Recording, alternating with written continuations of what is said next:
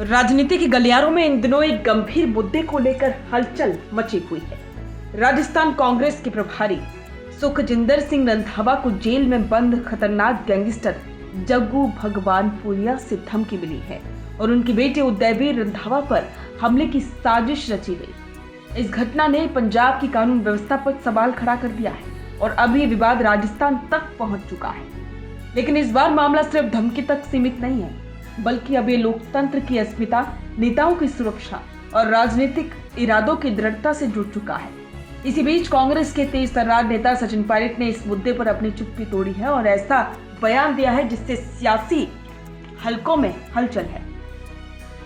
सचिन पायलट ने अपने आधिकारिक एक्स अकाउंट से पोस्ट कर इस पूरे प्रकरण को बेहद गंभीर और चिंताजनक बताया। पायलट ने लिखा, यह अत्यंत चिंताजनक है कि संसद सदस्य और वरिष्ठ कांग्रेस नेता सुखजिंदर सिंह रंधावा की जो एक जेल में बंद गैंगस्टर से जान से मारने की धमकी मिली है और उनके बेटे तथा करीबी सहयोगियों पर सुनियोजित ढंग से हमला किया गया है। एक निर्वाचित जनप्रतिनिधि को इस प्रकार की धमकी मिलना पंजाब में कानून व्यवस्था की गंभीर स्थिति को दर्शाता है। मैं आग्रह करता हूं कि इस मामले को एटमोस्ट सीरियसनेस से लिया जाए। रंधावा जी ने साफ कह दिया है कि वे ऐसी धमकियों से डरने वाले नहीं हैं। इस कठिन समय में हम सभी कांग्रेस जन रंधावा के साथ पूरी मजबूती से खड़े हैं और उनके साथ गहरी एकजुटता प्रकट करते हैं। यहाँ ध्यान देने वाली बात यह है कि ये धमकी ऐसे समय में सामने आई है जब रंधावा राजस्थान कांग्रेस के प्रभारी हैं और पार्टी में उनकी अहम भूमिका है। रंधावा ने खुद खुलासा किया कि जेल में बंद गैंगस्टर जग्गू भगवानपुरिया ने उनके बेटे को जान से मारने की धमकी दी है। सिर्फ धमकी नहीं बल्कि रंधावा के करीबियों पर हमले भी किए गए, जिससे ये साफ हो गया कि मामला सुनियोजित और संगठित है। सचिन पायलट का यह बयान सिर्फ एक नेता के समर्थन में नहीं है, बल्कि ये एक राजनीतिक मूल्यों, लोकतंत्र की सुरक्षा का एक स्पष्ट संदेश भी है। जब एक सांसद के परिवारों को धमकी मिलती है और जेल में बंद अपराधी इतनी हिम्मत करता है कि हमला कराने की कोशिश करता है, तो ये न सिर्फ उस राज्य के लिए बल्कि पूरे देश के लिए एक सतर्कता की घंटी है। पायलट ने इस मुद्दे पर जिस तरह से संवेदना और दृढ़ता दोनों ओर दिखाई, वो ये बताता है कि वो सिर्फ नेता नहीं बल्कि लोकतंत्र के प्रहरी के रूप में बोल रही हैं। इस पूरे मामले के बाद पंजाब की भगवंत मान सरकार पर भी सवाल उठने लगे हैं।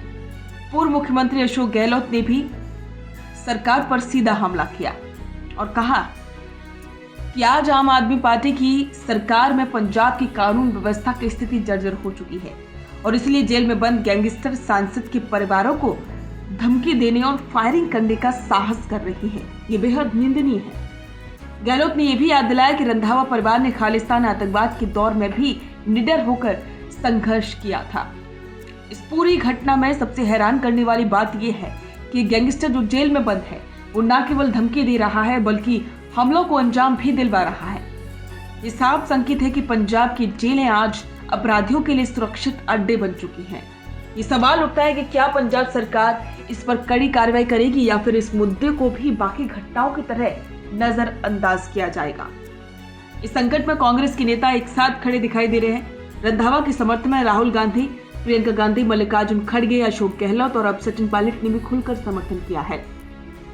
पायलट का बयान न सिर्फ एक समर्थन है बल्कि ये कांग्रेस के भीतर संगठनात्मक एकता और सैद्धांतिक प्रतिबद्धता को भी दर्शाता है। जब नेताओं की सुरक्षा पर सवाल उठते हैं तब पार्टी का ऐसा साथ देना ही राजनीति की असली मजबूती कहलाती है। सचिन पायलट का यह ट्वीट एक चेतावनी है सरकार के लिए, प्रशासन के लिए और समाज के लिए। ये सिर्फ एक धमकी का मामला नहीं, ये बताता है कि अगर लोकतंत्र के स्तंभों को इस तरह से डराया जाएगा तो आम नागरिक कैसे सुरक्षित महसूस करेगा।